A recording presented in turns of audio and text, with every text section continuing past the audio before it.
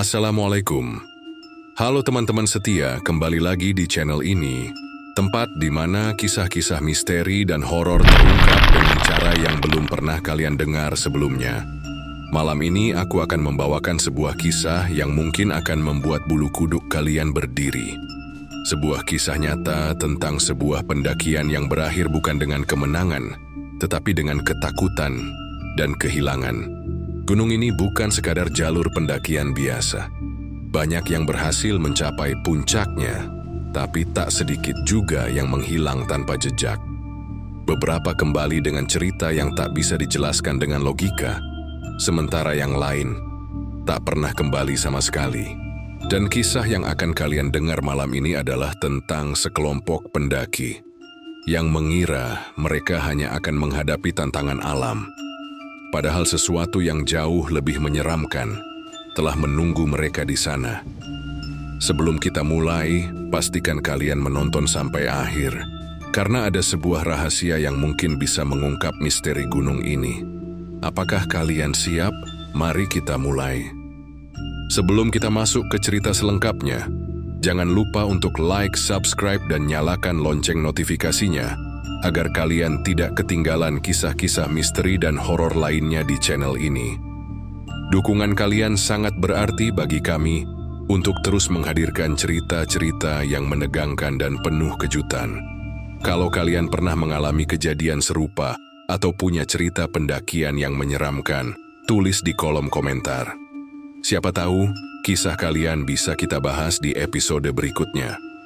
Sekarang siapkan diri kalian, matikan lampu, pakai earphone, dan dengarkan baik-baik. Karena cerita ini mungkin akan menghantui kalian lebih lama dari yang kalian bayangkan. Mari kita mulai.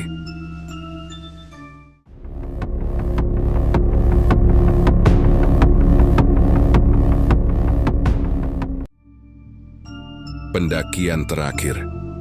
Gunung yang menelan nyawa. Malam itu langit tampak begitu gelap. Tidak ada bintang, tidak ada cahaya bulan. Hanya awan hitam pekat yang menggantung di atas kepala, seolah menyimpan sesuatu yang tidak ingin kami ketahui. Aku Raka bersama 4 temanku, Dian, Sandi, Reza, dan Adit, berdiri di pos pendakian sebuah gunung yang dikenal angker. Gunung ini jarang didaki, bukan karena jalurnya sulit, tetapi karena banyaknya kisah menyeramkan yang menyelimutinya. Tapi kami tidak peduli. Kami hanya ingin petualangan, sesuatu yang bisa kami kenang seumur hidup. Seorang penjaga pos tua dengan wajah penuh kerut menatap kami dengan sorot mata yang sulit diartikan. "Nak, kalian yakin mau mendaki malam-malam begini?" tanyanya dengan suara serak. Kami saling berpandangan. Ada sedikit keraguan di hati, tapi Adit, si paling berani di antara kami, tertawa kecil. "Santai aja, Pak. Kami udah sering naik gunung. Nggak bakal ada masalah." Orang tua itu mendesah panjang, lalu menggeleng pelan. "Gunung ini bukan soal pengalaman. Kalau kalian dengar suara aneh, jangan dijawab. Kalau ada yang mengetuk tenda di malam hari, jangan pernah buka. Dan yang paling penting, jangan tinggalkan siapapun sendirian." Ucapannya membuat bulu kudukku berdiri. Tapi aku hanya menelan ludah dan mengangguk. Tanpa membuang waktu, kami mulai mendaki. Awalnya jalur masih bersahabat. Tanahnya padat, udaranya segar meski dingin mulai menusuk kulit. Tapi semakin jauh kami melangkah, suasana mulai berubah. Hutan di kiri dan kanan terasa semakin rapat. Pohon-pohon seperti berdiri lebih dekat satu sama lain, seolah sedang mengintai. Angin berembus pelan, membawa suara yang sulit dijelaskan. Bukan suara burung, bukan suara hewan malam, melainkan seperti bisikan halus yang datang dari segala arah. Aku berusaha mengabaikannya, menganggap itu hanya pikiranku yang mulai dipermainkan suasana. Tapi tiba-tiba, Sandi berhenti berjalan. Kalian dengar nggak?" tanyanya dengan nada waspada. Kami semua terdiam, mencoba menangkap suara yang dimaksud. Dan saat itu, samar-samar, terdengar sesuatu, suara langkah kaki. Bukan suara langkah kami, bukan suara daun kering yang terinjak. Suara ini lebih berat, lebih lambat, dan yang paling mengerikan, Suara itu berasal dari belakang kami. Adit menyalakan senter dan mengarahkannya ke jalan setapak di belakang. Tapi tidak ada siapapun, jalan itu kosong. Sunyi, mungkin cuma suara binatang. Lanjutin aja, kata Reza. Meski raut wajahnya jelas menunjukkan ketidaknyamanan. Kami melanjutkan perjalanan. Tapi langkah kaki itu masih terdengar. Mengikuti, mengiringi. Semakin lama, udara terasa semakin dingin. Suhu yang semula hanya sejuk kini berubah menjadi menusuk hingga ke tulang. Aku melihat jam di pergelangan tangan, pukul 1:10 dini hari. Lalu tanpa peringatan, Dian tiba-tiba berhenti dan menatap ke dalam hutan. Wajahnya pucat, matanya melebar. Bibirnya sedikit bergetar. "Dian, kenapa?" Aku bertanya. Dia tidak menjawab. Tangannya perlahan mengangkat dan menunjuk sesuatu di antara pepohonan. Aku menoleh, mengarahkan senter ke tempat yang ditunjuk. Dan saat itu juga, aku merasa jantungku hampir berhenti berdetak. Di sana, berdiri sesuatu. Sosok hitam tinggi dengan mata merah menyala, menatap langsung ke arah kami. Seakan sadar bahwa kami melihatnya, ia berdiri lebih tegak, diam, tidak bergerak, hanya menatap seolah menunggu sesuatu. Dian masih terpaku. Nafasnya memburu, bibirnya sedikit bergetar seperti ingin mengatakan sesuatu tapi tertahan. Aku menelan ludah, mencoba mengumpulkan keberanian.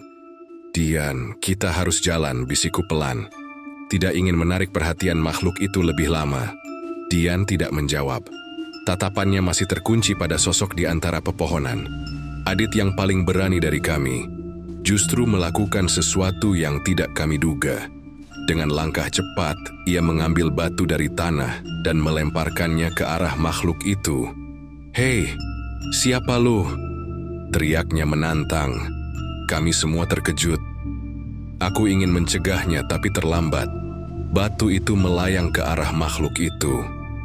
Namun yang terjadi selanjutnya membuat darahku membeku. Batu itu melewati tubuhnya. Seolah ia bukan makhluk fisik. Seolah ia hanya bayangan atau sesuatu yang lebih buruk. Saat itu juga sosok itu bergerak. Tidak berjalan, tidak berlari, tapi melesat dengan kecepatan yang tidak masuk akal, menghilang di antara kegelapan. Dian jatuh terduduk, tubuhnya gemetar hebat. Kami semua saling berpandangan, tidak tahu harus berbuat apa. Kita harus terus jalan, kata Reza dengan suara gemetar.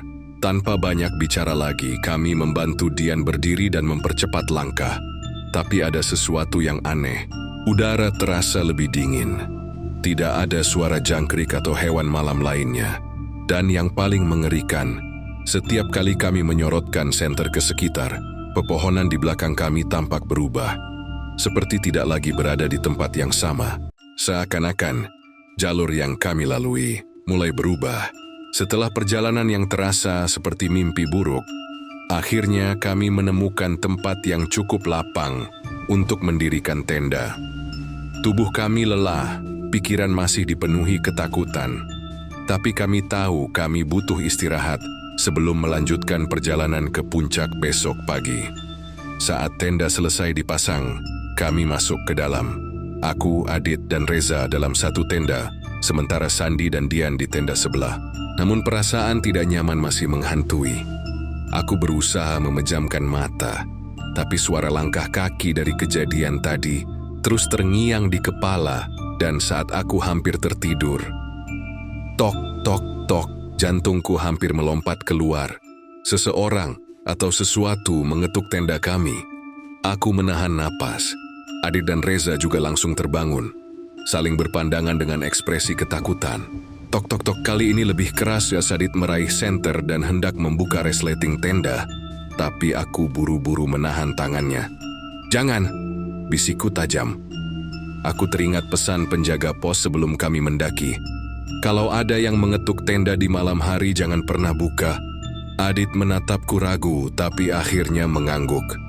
Kami bertiga hanya bisa diam, berharap apapun yang ada di luar pergi dengan sendirinya. Hening, kami pikir semuanya sudah berakhir. Tapi saat itulah aku menyadari sesuatu yang membuat darahku benar-benar membeku. Tenda Dian dan Sandi sunyi. Tidak ada suara sama sekali. Mereka seharusnya sudah bangun juga, bukan? Aku mengumpulkan keberanian dan berbisik, "Sandi, Dian, kalian dengar suara itu?" Tidak ada jawaban.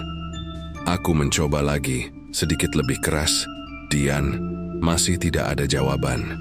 Aku mencoba lagi, sedikit lebih keras. Dian, masih tidak ada jawaban. Adit akhirnya mengambil keputusan. Dengan gerakan cepat, ia membuka resleting tenda kami dan menyorotkan senter ke arah tenda sebelah.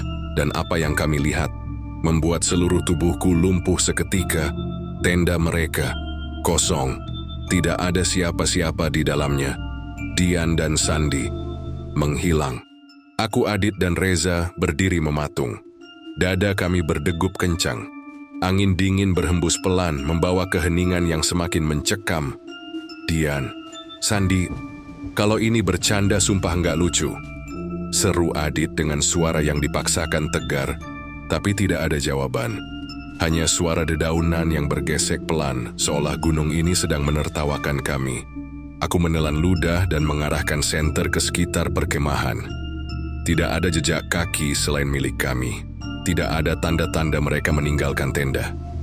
Seolah mereka ditarik keluar tanpa meninggalkan jejak. "Kita harus cari mereka," bisikku dengan suara gemetar. Reza menoleh padaku, matanya penuh ketakutan. Dan kalau mereka nggak ada, aku terdiam.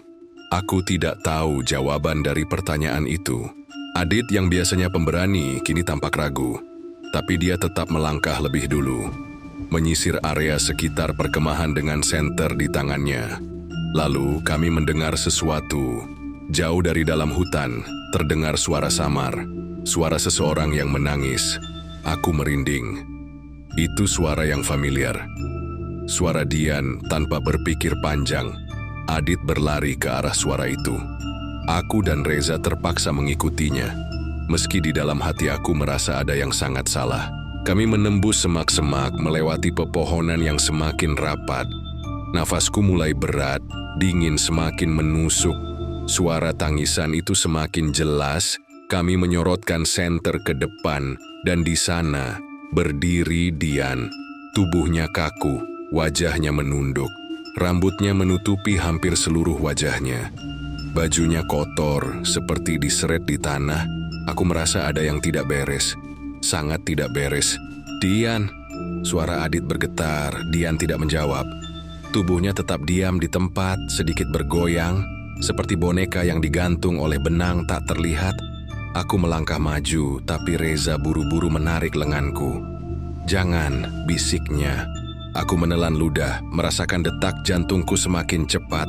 Adit yang berdiri paling depan, mengulurkan tangan, mencoba menyentuh bahu Dian. Saat itulah Dian mengangkat wajahnya, dan aku ingin berteriak, tapi suaraku tercekat di tenggorokan. Matanya hitam pekat. Tidak ada bola mata, hanya kehampaan gelap yang seakan menelan cahaya senter kami. Wajahnya pucat, bibirnya sobek di salah satu sisi, membentuk senyum yang tidak seharusnya ada. Dian bukan lagi Dian. Adit langsung mundur beberapa langkah, hampir terjatuh. Dian atau apapun itu membuka mulutnya. Tapi yang keluar bukan suara manusia. Suara itu serak, dalam, dan berlapis. Seolah banyak suara berbicara bersamaan. "Kenapa? Kembali." Saat itu juga, kami mendengar suara langkah kaki dari belakang. Cepat, banyak. Aku menoleh, dan darahku membeku. Di antara pepohonan, berdiri sosok-sosok lain. Mereka semua hitam pekat. Mata mereka merah menyala. Mereka tidak bergerak, hanya berdiri dan menatap kami. Aku ingin berlari, tapi kakiku terasa berat. Suasana di sekeliling kami mendadak terasa berubah. Hutan ini tidak terasa seperti hutan yang sama lagi. Pohon-pohon terlihat lebih tinggi dan lebih bengkok. Tanah di bawah kami bergetar pelan. Adit menggenggam lenganku dengan erat. "Kita harus keluar dari sini, sekarang." Tanpa pikir panjang, kami berbalik dan berlari sekencang mungkin. Tapi suara langkah di belakang kami semakin dekat. Aku tahu mereka mengejar kami. Kewi tidak berani menoleh. Aku tidak ingin melihat apapun yang mungkin ada di belakangku. Kami terus berlari, menerobos ranting dan semak-semak, tanpa tahu kemana arah yang benar. Hingga akhirnya, aku tersandung. Dunia terasa berputar saat tubuhku terjerembab ke tanah. Aku merasakan bebatuan tajam menggores kulitku. Aku menoleh dan Dian sudah tepat di hadapanku. Tangannya yang pucat dan panjang terangkat, hendak meraih wajahku. Aku ingin berteriak, tapi sesuatu menahanku. Seketika, semuanya menjadi hitam. Udara dingin menusuk tulang. Aku mencoba bergerak, tapi tubuhku terasa berat. Seperti ada sesuatu yang menahanku. Lalu, samar-samar, aku mulai mendengar suara. Bukan suara hewan malam, bukan suara angin, tapi bisikan. Jangan kembali. Tempat ini bukan untukmu. Aku berusaha mencari sumber suara, menyorotkan senter yang masih kugenggam dengan tangan gemetar. Dan saat cahayanya menyapu sekeliling, aku tersentak. Di depanku berbaris sosok-sosok hitam tinggi dengan mata merah menyala. Mereka berdiri diam, mengelilingiku dalam formasi sempurna. Senyap. Tak bergerak. Aku ingin berteriak, tapi suaraku seolah tercekik di tenggorokan. Tiba-tiba, salah satu sosok itu melangkah maju. Gerakannya lambat, tapi pasti. Aku tidak bisa melihat wajahnya. Hanya bayangan gelap dengan tatapan yang membakar. Dan saat ia berbicara, suaranya terdengar bukan dari mulutnya, tapi dari segala arah. Kenapa kalian melanggar? Aku tidak tahu apa yang dia maksud. Tapi sebelum aku sempat berpikir, tubuhku terasa semakin berat. Dadaku sesak, seperti ada sesuatu yang menghimpitku dari segala sisi. Aku ingin melawan, ingin lari, tapi kakiku terasa seperti tertanam ke tanah. Lalu, suara lain bergema di dalam kepalaku. Pergi, sebelum terlambat. Sekejap kemudian aku merasakan tarikan yang begitu kuat dari belakang. Dunia di sekelilingku berputar, kegelapan tiba-tiba buyar, dan aku kembali terbaring di tanah. Aku terengah-engah. Tubuhku berkeringat dingin meski udara tetap menusuk tulang. Aku menoleh ke sekeliling. Adit dan Reza ada di sana, berdiri dengan wajah ketakutan. Raka, astaga, lu nggak apa-apa. Suara Reza gemetar saat dia membantu menarikku berdiri. Aku masih bingung. Nafasku tersengal, kepalaku berdenyut hebat. Kak kita di mana? Tanyaku pelan. Adit menunjuk sekeliling, dan aku langsung merasa ada yang tidak beres. Hutan ini berbeda. Pohon-pohon yang tadinya kami lewati berubah bentuk. Lebih tinggi, lebih bengkok, seperti tangan yang terjulur ke langit. Kabut tebal menggantung di udara, membuat jarak pandang semakin pendek, dan yang paling mengerikan, jalur pendakian yang kami lewati tadi menghilang. Tidak ada jejak langkah kami. Tidak ada tanda-tanda bahwa kami pernah berjalan di jalur ini, seolah-olah gunung ini telah berubah.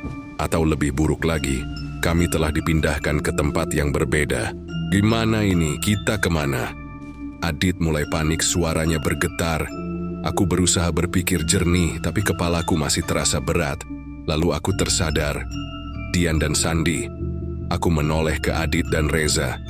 Kita harus cari Dian dan Sandi. Mereka masih hilang. Reza menggeleng cepat. Lu gila? Kita aja nggak tahu di mana ini. Kita harus cari jalan turun.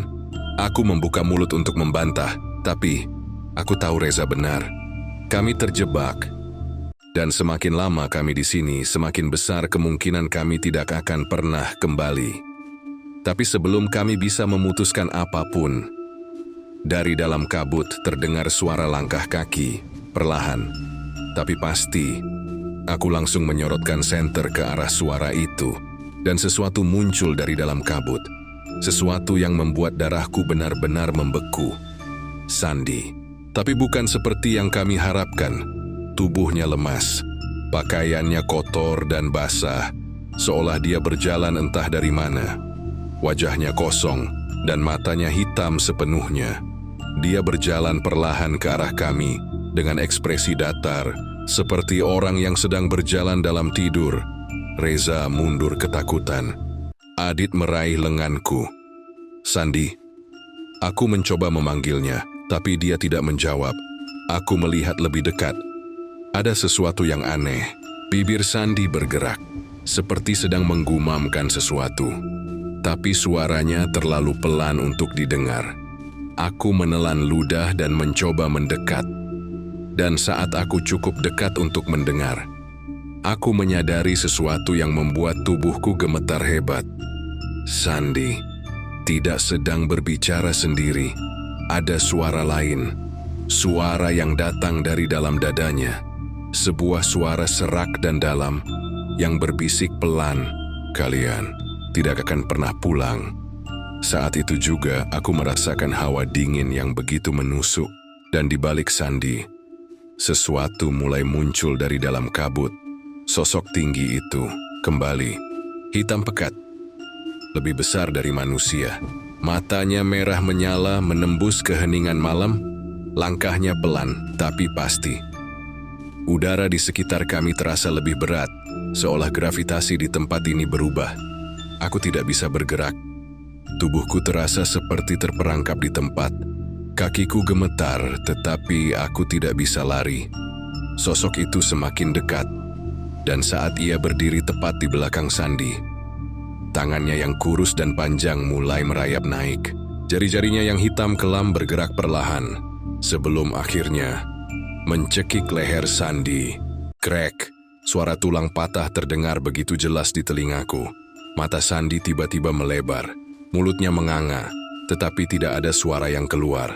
Lalu, tubuhnya mulai berubah, kulitnya menghitam, matanya yang tadinya kosong kini berubah merah, seperti sosok yang berdiri di belakangnya. Sandi, bukan lagi Sandi. Lari! Adit berteriak panik. Refleks aku langsung berbalik dan berlari secepat mungkin. Reza dan Adit mengikutiku, menembus kabut yang semakin pekat. Tapi suara langkah-langkah itu mengikuti kami. Cepat, dekat. Aku tidak berani menoleh ke belakang. Aku tahu mereka ada di sana. Aku bisa merasakannya. Dedaunan dan ranting tajam menggores wajah dan tanganku. Tetapi aku tidak peduli. Yang ada di pikiranku hanyalah lari. Aku tidak tahu sudah berapa lama kami berlari. Hutan ini terasa semakin luas, semakin gelap, semakin asing. Di depan samar-samar aku melihat sesuatu, sebuah pohon besar dengan akar yang mencuat dari tanah. Seperti tangan yang mencengkeram bumi, dan di bawahnya, dia terduduk lemas, tubuhnya kotor, wajahnya penuh ketakutan. Aku langsung berlari ke arahnya. Dian, lo nggak apa-apa. Dia menoleh, matanya berkaca-kaca. Kita harus keluar dari sini. Aku dengar suara mereka tidak mau kita pergi.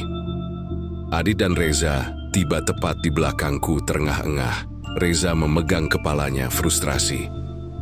Kita nggak bisa terus kayak gini. Kita harus cari jalan turun. Aku mengangguk cepat. Tapi sebelum aku sempat berbicara, udara mendadak menjadi sunyi. Tidak ada suara jangkrik. Tidak ada suara angin. Aku bisa merasakan sesuatu. Sesuatu yang mengawasi kami. Perlahan aku menoleh ke belakang. Dan di sanalah mereka, sosok-sosok itu berdiri di antara pepohonan hitam, tinggi.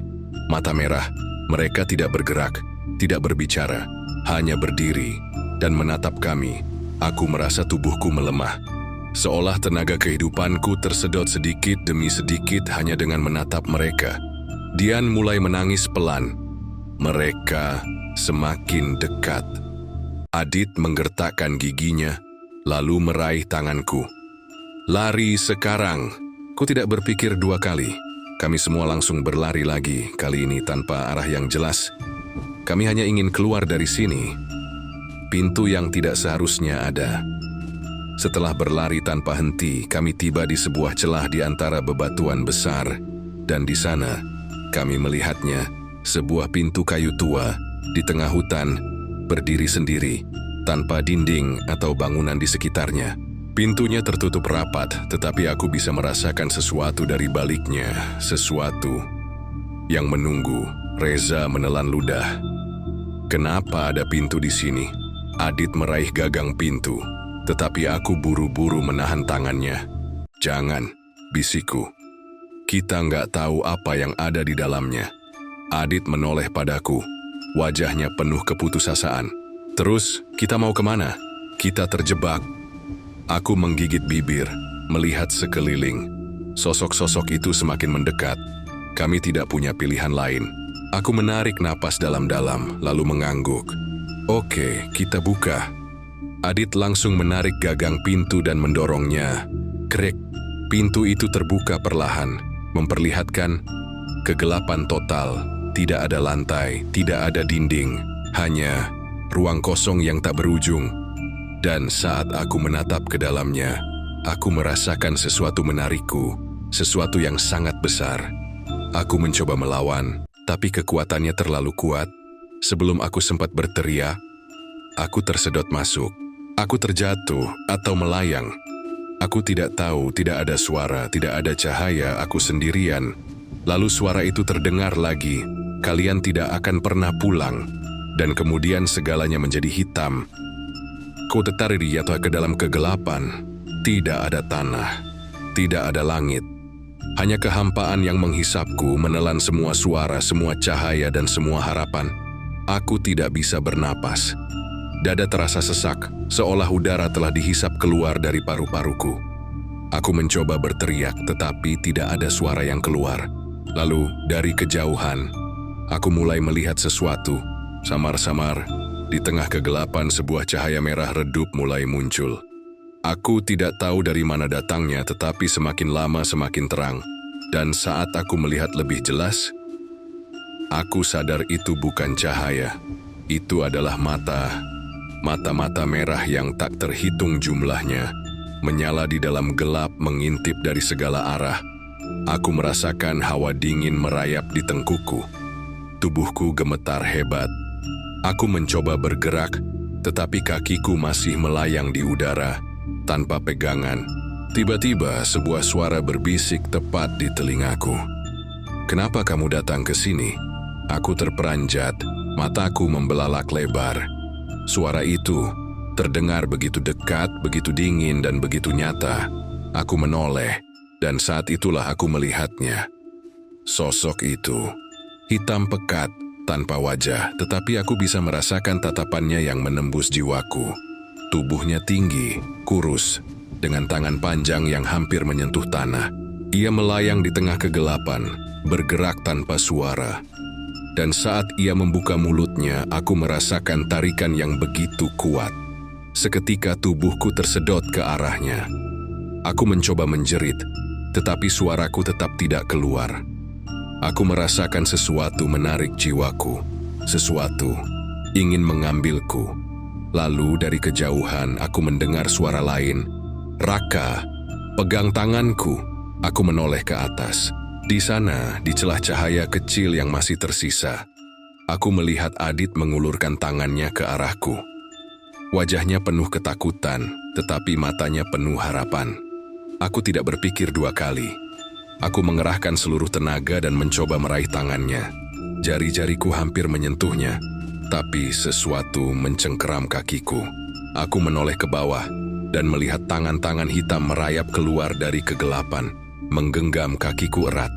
Mereka mencoba menarikku kembali ke dalam. Aku menjerit dalam hati, meronta sekuat tenaga. Aku tidak ingin terjebak di sini. Adit berteriak lebih keras, "Raka, pegang!" Dengan sisa tenagaku, aku mengulurkan tangan dan menggenggam erat tangannya. Dan saat itulah, semuanya menjadi terang. Aku terjatuh ke tanah dengan keras, tubuhku menggigil hebat. Aku menghirup udara dalam-dalam, paru-paruku terasa seperti baru saja dibebaskan dari cengkeraman maut. Aku menoleh ke sekeliling. Aku sudah kembali. Kami masih berada di hutan. Pintu kayu yang tadi kami masuki menghilang begitu saja. Adit, Reza, dan Dian ada di sana, menatapku dengan wajah penuh ketakutan dan kelegaan sekaligus. Reza langsung memelukku erat. "Gila lo, Ra, gue pikir lo nggak bakal balik." Aku masih terengah-engah mencoba memahami apa yang baru saja terjadi. Dian berbisik pelan, suaranya bergetar. "Kita harus keluar dari sini sekarang juga." Aku mengangguk cepat. "Iya, kita harus pergi." Tanpa pikir panjang, kami mulai berlari. Tidak peduli kemana, yang penting kami harus keluar dari tempat terkutuk ini. Kami berlari sejauh mungkin, mencoba mencari jalur yang benar. Tetapi setiap kali kami merasa sudah mendekati jalur turun, kami kembali ke tempat yang sama. Hutan ini memainkan kami, Adit menggeram marah. Ini nggak masuk akal. Kita sudah jalan jauh, tapi balik ke sini lagi. Reza menjatuhkan tubuhnya ke tanah, frustasi. Jangan bilang kita udah mati dan sekarang cuman arwah gentayangan di sini. Dian mulai menangis lagi. Aku nggak mau mati di sini. Aku mencoba tetap tenang. Aku menoleh ke sekeliling, mencari sesuatu, apa saja, yang bisa menjadi petunjuk jalan keluar. Dan saat itu, aku melihat sesuatu di batang pohon di depan kami. Sebuah tanda ukiran lama, seperti simbol aneh yang dibuat dengan pisau. Aku mendekatinya, dan saat aku menyentuhnya, tiba-tiba kepalaku dipenuhi kilatan ingatan. Aku melihat sekelompok pendaki lain. Mereka juga tersesat di sini. Mereka mencoba mencari jalan keluar, tetapi gagal. Satu persatu, mereka menghilang, atau lebih tepatnya, diambil. Aku tersentak mundur. Nafasku tersengal. Ini bukan pertama kalinya orang terjebak di sini. Dan kemungkinan besar bukan yang terakhir. Aku menoleh ke teman-temanku. Kita harus tetap bergerak. Kalau kita diam, mereka akan menang. Reza menatapku ngeri. Mereka siapa? Ku tidak bisa menjawab. Karena aku tahu, sesuatu sedang mengawasi kami. Kami harus terus berjalan. Atau kami akan menjadi bagian dari gunung ini selamanya. Udara semakin dingin, terlalu dingin untuk sebuah hutan di pegunungan. Napas kami terlihat jelas, mengepul seperti asap yang lenyap di udara. Kami berjalan dengan hati-hati, mengikuti jalur sempit yang semakin lama semakin tertutup oleh akar-akar pohon yang menjalar seperti tangan-tangan kering yang ingin meraih kami. Dian menggenggam lenganku erat. Tubuhnya gemetar. Raka, kamu yakin ini jalannya? Aku menelan ludah. Aku tidak yakin, tapi aku tidak bisa membiarkan ketakutan menguasai kami. Aku menoleh ke mereka. Kita nggak punya pilihan lain. Kalau kita tetap diam di sini, mereka akan menemukan kita. Reza melirik ke belakang, matanya waspada. Jangan bilang lo masih bisa merasakan mereka mengawasi kita. Aku tidak menjawab, karena jawabannya adalah, ya, aku bisa merasakan tatapan itu. Dari balik pepohonan, dari kegelapan yang semakin rapat, mereka ada di sini. Tiba-tiba, krek, krek, langkah kaki. Bukan langkah kami. Kami langsung berhenti. Mata kami saling bertukar pandang. Langkah itu datang dari arah belakang. Krek, krek, perlahan. Konsisten, mendekat. Reza meneguk ludah. Siapa itu? Tidak ada yang menjawab. Aku menoleh perlahan, mencoba mengintip ke balik pepohonan. Dan saat itu juga, aku melihatnya. Di antara pepohonan yang gelap, sosok itu berdiri. Tinggi, kurus, hitam pekat. Matanya merah menyala seperti bara api yang hampir padam. Tapi bukan itu yang paling menyeramkan. Sosok itu bukan hanya satu, di belakangnya ada lebih banyak. Mereka berdiri di antara pepohonan, diam tidak bergerak, tetapi aku bisa merasakan mereka tersenyum. Lari! Adit berteriak. Tidak ada waktu untuk berpikir. Kami langsung berlari sekencang mungkin, menembus semak belukar dan akar-akar pohon yang menjulang dari tanah. Dian menangis, napasnya tersengal. Mereka mengejar kita. Aku menoleh ke belakang. Benar, sosok-sosok itu bergerak, berlari. Gerakan mereka tidak normal. Bukan seperti manusia. Lebih cepat, lebih senyap. Aku bisa mendengar langkah kaki mereka di belakang kami. Semakin dekat, Reza tersandung akar dan hampir jatuh. Tetapi aku berhasil menarik tangannya. Jangan berhenti. Aku berteriak. Kami terus berlari tanpa arah. tidak peduli kemana, yang penting jauh dari mereka. Lalu, di depan kami, sebuah celah di antara tebing, sempit tapi cukup besar untuk kami lewati. Aku menunjuk ke arah sana. Masuk ke situ. Satu persatu kami berlari melewati celah itu. Aku yang terakhir. Tepat sebelum aku masuk, aku menoleh ke belakang. Dan saat itulah aku melihatnya. Salah satu dari mereka sudah hampir meraihku. Tangan hitam panjangnya terjulur. Jari-jarinya yang kurus dan tajam bergerak cepat ke arahku. Aku merasakan jantungku hampir meledak. Tanpa berpikir, aku melompat masuk ke dalam celah. Dan seketika semuanya menjadi sunyi. Aku terjatuh ke tanah, terengah-engah. Dian, Reza, dan Adit menatapku dengan wajah panik. "Raka, lo nggak apa-apa." Aku mengangguk cepat, mencoba mengatur napas. Lalu, aku menyadari sesuatu. Tempat ini berbeda. Kami tidak lagi berada di hutan yang sama.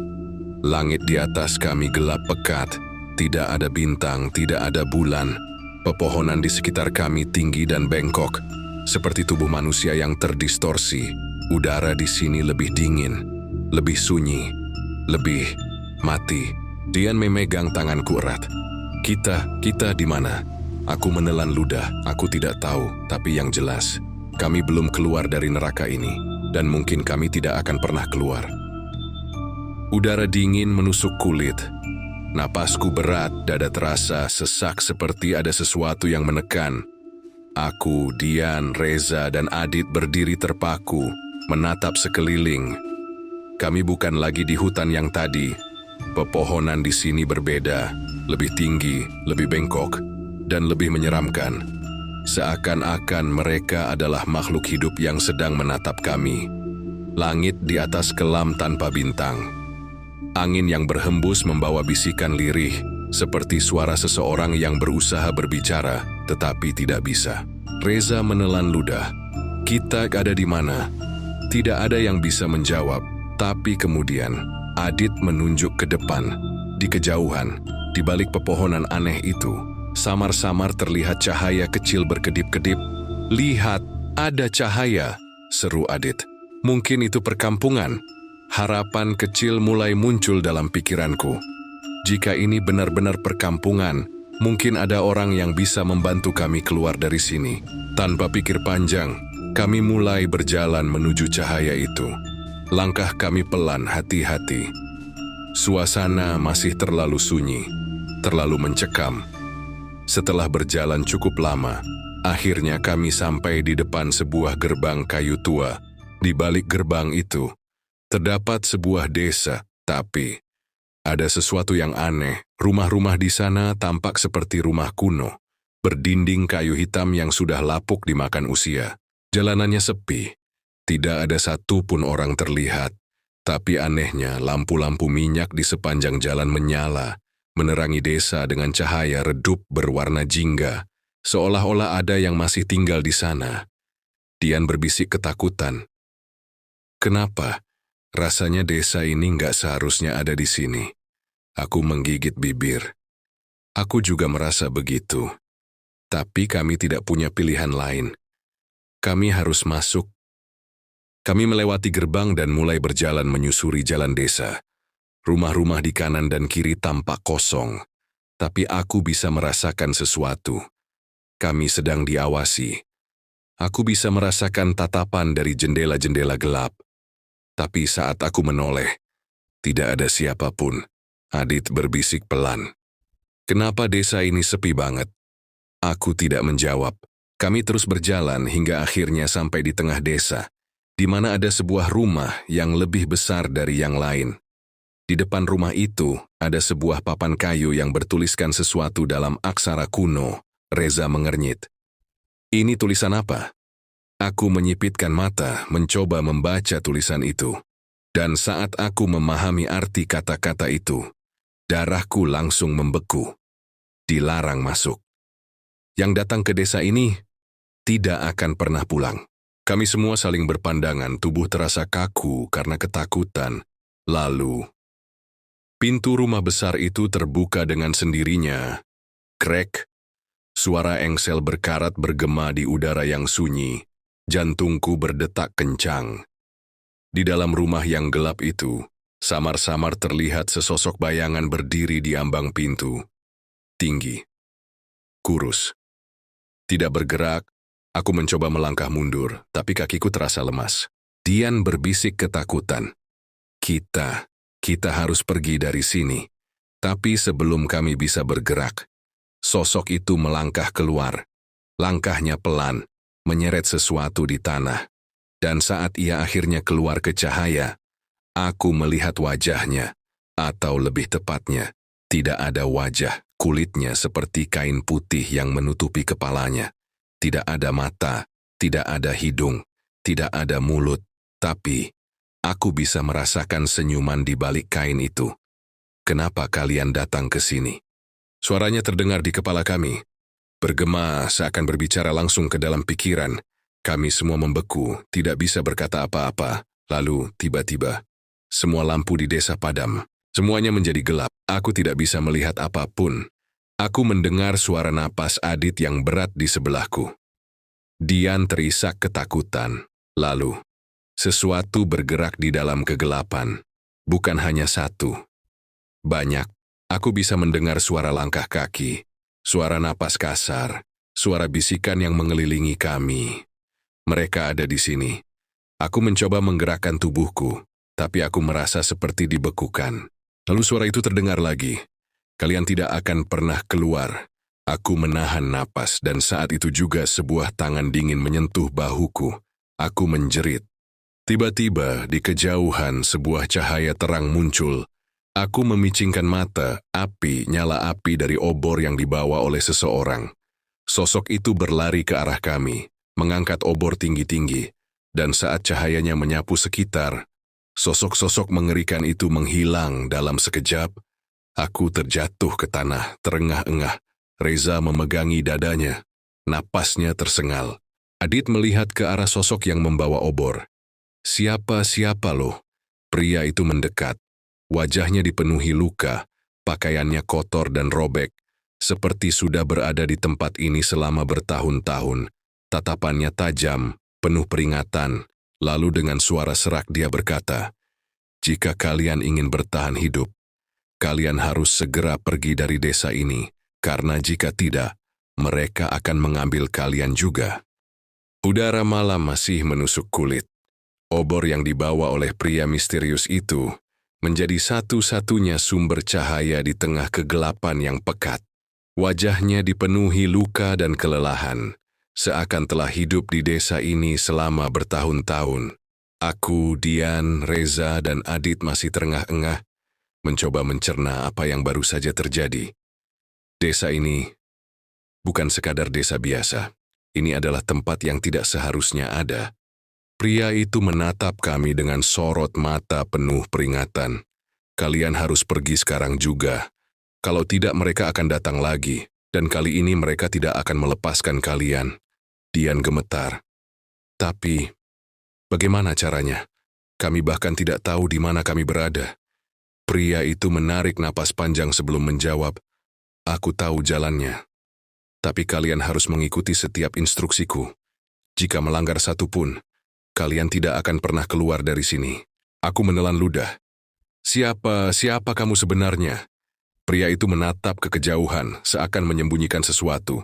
Lalu dengan suara pelan ia menjawab, "Aku juga dulunya seorang pendaki, sama seperti kalian, tapi aku tidak pernah bisa pulang." Tanpa banyak bicara, kami mengikuti pria itu menembus kegelapan desa. Langkahnya cepat, seolah sudah hafal setiap sudut tempat ini. Di belakang kami, aku masih bisa merasakan tatapan dari rumah-rumah kosong. Dari jendela yang gelap, mereka masih mengawasi, masih menunggu. "Jangan menoleh ke belakang apapun yang terjadi," pria itu memperingatkan. Aku menggenggam tangan Dian, memastikan dia tetap fokus. Tapi Adit terdengar mulai panik. "Bro, kita benar-benar bisa keluar kan?" Pria itu tidak menjawab.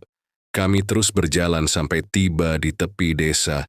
Di depan kami, terbentang sebuah jalan setapak kecil yang menuju ke dalam hutan yang jauh lebih gelap dari sebelumnya.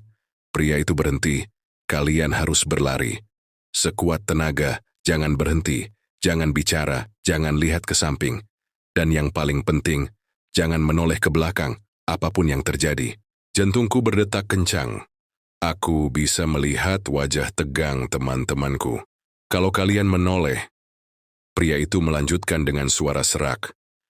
Mereka akan tahu bahwa kalian melihat mereka. Dan kalau kalian melihat mereka, kalian tidak akan pernah bisa pergi. Aku menelan ludah. Lalu, tanpa peringatan, lari. Pria itu berteriak.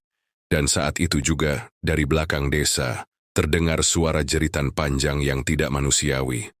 Kami langsung berlari sekencang mungkin. Kakiku hampir tersandung akar, tetapi aku tidak berhenti. Di sekeliling kami, suara gemerisik daun dan langkah kaki bergema di udara. Bukan langkah kami. Mereka mengejar kami. Napas Dian sudah tersengal, tapi dia tetap berlari. Adit merapat di sampingku, matanya membelalak ketakutan. Dari sudut mataku, aku bisa melihat sesuatu berlari di antara pepohonan. Mereka bergerak cepat, lebih cepat dari kami. Aku bisa mendengar bisikan-bisikan itu lagi. Jangan pergi. Tetaplah di sini. Kami sudah menunggumu. Aku berusaha menutup telingaku, tetap fokus pada jalan di depan. Aku tidak boleh menoleh. Aku tidak boleh menoleh. Lalu, sesuatu terjadi. Reza tersandung. Tubuhnya jatuh ke tanah dengan keras. Aku langsung berhenti dan mencoba menariknya. Tapi saat itu juga, aku merasakan sesuatu yang sangat salah. Hawa dingin tiba-tiba menyelimuti. Semua suara mendadak lenyap. Lalu, aku merasakan napas di belakangku. Sangat dekat. Seseorang atau sesuatu berdiri tepat di belakangku. Aku bisa merasakan tatapan mereka menusuk punggungku. Jangan menoleh. Suara pria itu bergema dalam kepalaku. Tubuhku membeku, tapi aku tidak bisa meninggalkan Reza. Dengan sekuat tenaga, aku menarik tangannya dan kembali berlari. Aku bisa merasakan sosok itu masih ada di belakangku. Tapi aku tidak menoleh. Aku tidak boleh menoleh, Pap. Tiba-tiba di depan kami aku melihat cahaya. Terowongan kecil di antara pepohonan. Jalan keluar. Aku menggenggam tangan Dian lebih erat. Cepat, kita hampir sampai. Aku bisa mendengar jeritan di belakang semakin keras. Mereka tahu kami hampir keluar, tapi aku tidak peduli. Aku terus berlari sekuat tenaga, dan akhirnya kami keluar dari hutan itu. Aku terjatuh ke tanah, napasku terengah-engah. Dian menangis, Reza terduduk lemas, dan Adit berbaring sambil memegangi dadanya. Kami selamat. Kami berhasil keluar. Aku menoleh ke belakang, ke arah hutan yang baru saja kami lewati. Dan saat itu juga dadaku langsung membeku. Desa itu sudah tidak ada. Hutan yang tadi kami lewati, hanya hutan biasa, seakan-akan desa itu tidak pernah ada. Dian berbisik pelan, apa yang sebenarnya terjadi? Kudu silat si Wab, karena aku tahu. Tidak ada yang akan percaya pada cerita kami. Tidak ada yang akan percaya bahwa kami baru saja lolos dari sesuatu yang bukan dari dunia ini. Lalu saat aku menoleh ke samping, aku melihat sesuatu di tanah. Sebuah papan kayu tua. Tulisan di atasnya samar-samar, tapi aku bisa membacanya dengan jelas. Yang datang ke desa ini tidak akan pernah pulang. Aku membeku, dan saat itu juga aku sadar kami memang berhasil keluar.